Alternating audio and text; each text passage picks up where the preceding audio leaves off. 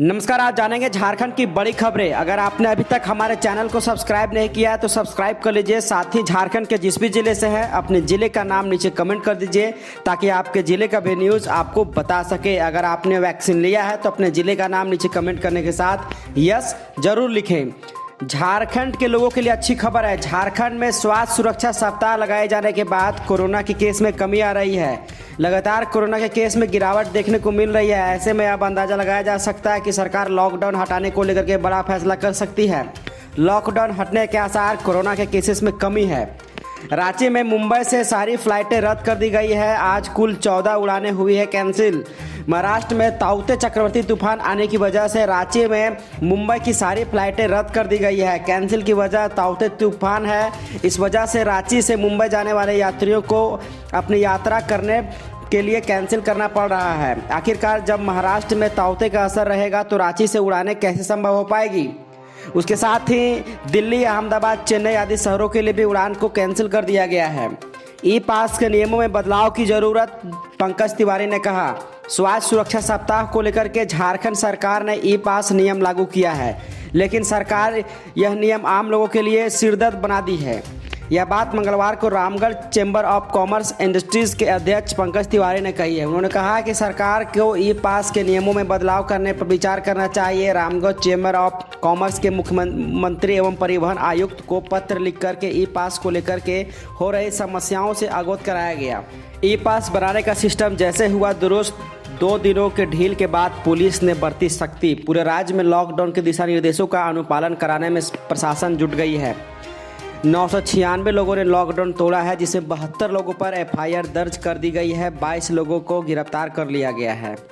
अब ना किसी के बहाना सुना जा रहा है, ना ही प्रशासन पूरी तरह से ढील दे रही है। लगातार प्रशासन मुख्यालय के दिशा निर्देशों का पालन प्रशासन की तरफ से किया जा रहा है। लॉकडाउन का उल्लंघन करने पर लगातार कार्रवाई की जा रही है, जिसमें 996 लोगों ने लॉकडाउन तोड़ा है।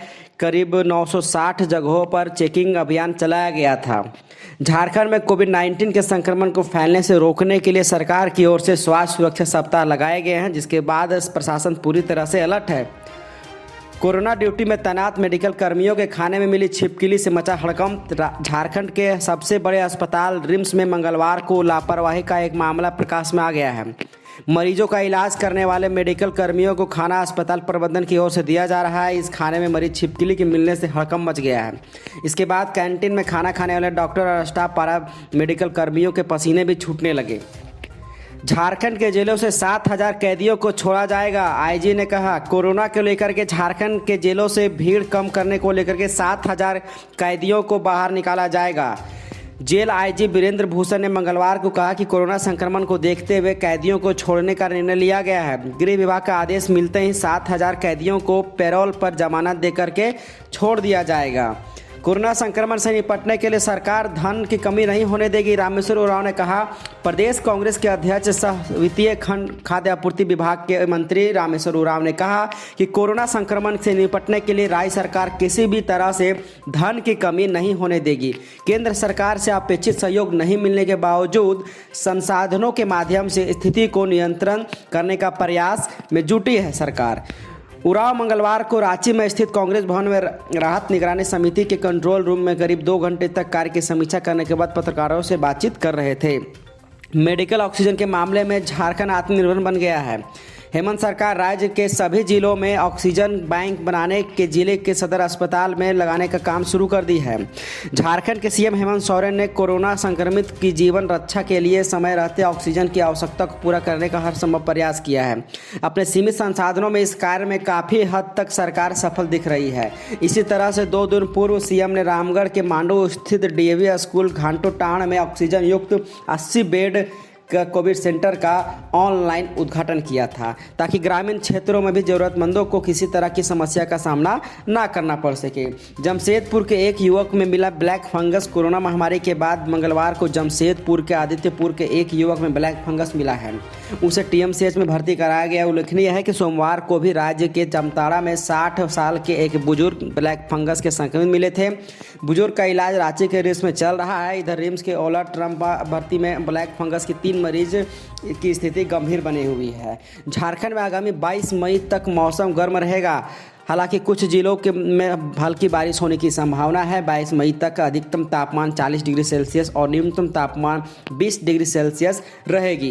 राज्य के गढ़वा और 41 डिग्री सेल्सियस, धनबाद, पलामू, चतरा, बोकारो, हजारीबाग में 40 डिग्री सेल्सियस रहने की आशंकाएं मौसम विभाग की तरफ से जताई गई है। चक्रवाती तूफान ताउते का हजारीबाग के बड़का गाँव में दिखा असर।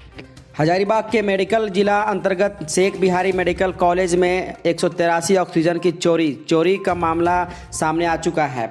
हॉस्पिटल के मरीजों के लिए इलाज के लिए रखे गए ऑक्सीजन सिलेंडर में 165 छोटे सिलेंडर में 101 की चोरी, 349 बड़े सिलेंडर में 82 की चोरी हुई है। कोरोना ने तोड़ी झरिया के किसानों की कमर, बाजार में हो गई है खरीदारों की कमी। कोरोना महामारी ने झरिया के किसानों की कमर तोड़ दी है। उसके सामने भरण पोषण पर संकट उत्पन्न हो गया है। उनकी सब्जी बिक्री नहीं होने की वजह से लगातार उन्हें अलग अलग प्रकार की परेशानियों का सामना भी करना पड़ रहा है। साइबर क्रिमिनल ने झारखंड के डीजीपी नीरज सिन्हा के नाम से फर्जी अकाउंट बनाया है।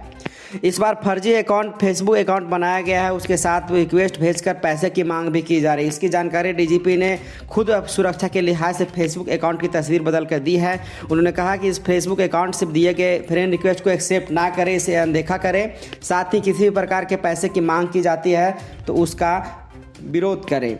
चतरा से 15 किलो आईडी केम बम बरामद। पुलिस ने नक्सलियों के द्वारा कूंदा थाना क्षेत्र के अमोना में सिकिंद वन क्षेत्र में लगाया गया 15 किलो का केन बम बरामद कर लिया है। धान के मूल्य भुगतान के लिए भाजपा नेताओं के साथ किसानों ने भी दिया धरना। झारखंड के किसान के हित में भाजपा ने आंदोलन किया। इसके विरोध में इसके समर्थन में किसानों का भी समर्थन देखने को मिला है। मंगलवार को बुरकुंडा क्षेत्र में भाजपा नेताओं के समर्थन में किसानों ने भी धरना दिया है।